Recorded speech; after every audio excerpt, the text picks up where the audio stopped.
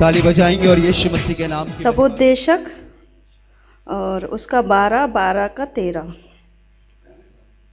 सब कुछ सुना गया। अंत की बात यह है कि परमेश्वर का भय मान और उसकी आज्ञाओं का पालन कर, क्योंकि मनुष्य का संपूर्ण कर्तव्य यही है।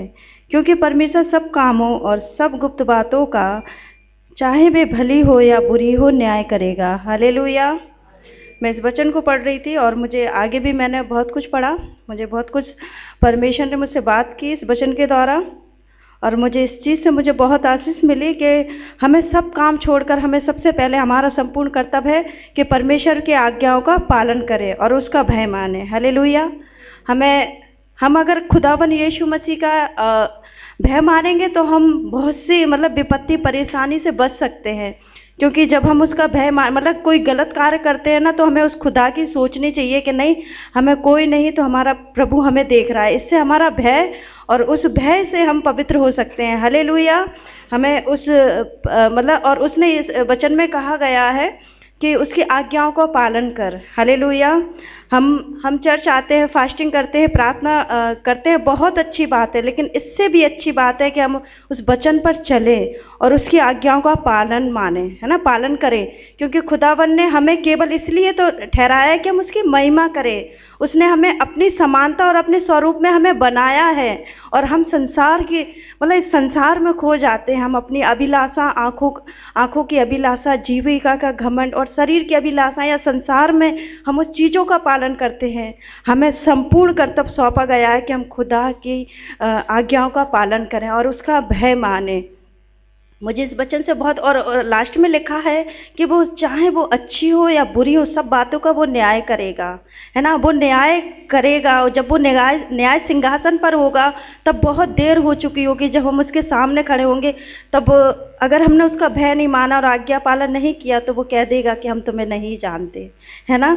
इसलिए उसने उससे पहले कहा है कि मैं उसके बाद में न्याय करूँ, उससे पहले तुम मेरा भय मानो और मेरी आज्ञाओं का पालन करो, है ना। तो हमें पहले जो उसने इस वचन के द्वारा हमें सिखाया है, पहले हम उसके सामने अगर खड़े हो उससे पहले तो हमें उसका भय मानना चाहिए। अगर हमारे जीवन में खुदा का भय होगा तो हम प्योर होंगे, पवित्र होंगे, और पवित्र आत्मा हमें अगुवाई करेगा। हालेलुया। प्रभु यीशु मसीह ने तो कहा है ना कि मैं तुम्हें अनाथ नहीं छोड़ूंगा, मैं तुम्हें अपना पाखरू दिए जाता हूँ, दूंगा।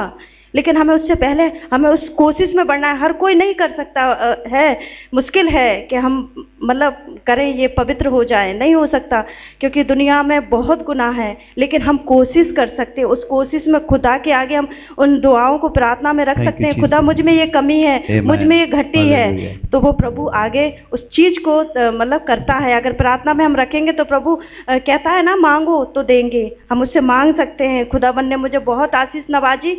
मैं हिंदू परिवार से थी, सभी लोग जानते हैं, लेकिन खुदा ने मुझे कभी नहीं छोड़ा। हालेलुया।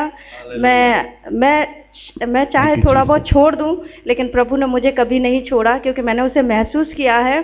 और हम लोग खुदावन को, हम 8 घंटे ड्यूटी करते हैं, 4 घंटे की करते हैं, दिन में काम करते हैं, और हम खुदा को केवल 1 घंटा देते हैं, 10 मिनट देते हैं प्रार्थना में। जबकि काम में हमें कितनी मेहनत होती है। 8 घंटे की, 9 घंटे की, 10 घंटे की ड्यूटी में कितनी मेहनत होती है। लेकिन खुदा के पास बैठने के लिए, उसके साथ बैठे तो हमें सुकून और शांति मिलती है। उसके लिए भी हम कतरा जाते हैं, जो हमें शांति देता है बैठने से।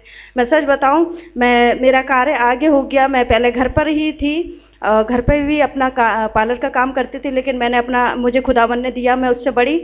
और मैंने खुदावन से कहा कि मैं बहुत थक भी जाती हूँ, कभी कदार रात भी हो जाती है, तो मैं पता जब किचन में अपना काम निपटा के फ्री होती हूँ तो मैं कहती हूँ नहीं, मुझे अपने पिता के पास बैठना है, मुझे उस बाप की तो सुनना है। मैंने अपना तो कार्य कर लिया जो संसारिक था, और ये संसारिक चीज़ें तो है ही रह जाएंगी, लेकिन मैंने अपने खुदा के पास मुझे बैठना है। मैं इतनी थकी रहती हूँ, मैं सच बताऊँ, मैं घुटने टेके बिना नहीं मानती। मैं खुदा के पास जाती हूँ, अपने दिन भर का जो भी है मैं अपने प्रभु के आगे रखती हूँ और मैं घुटने टेकती हूँ। हालेलुया।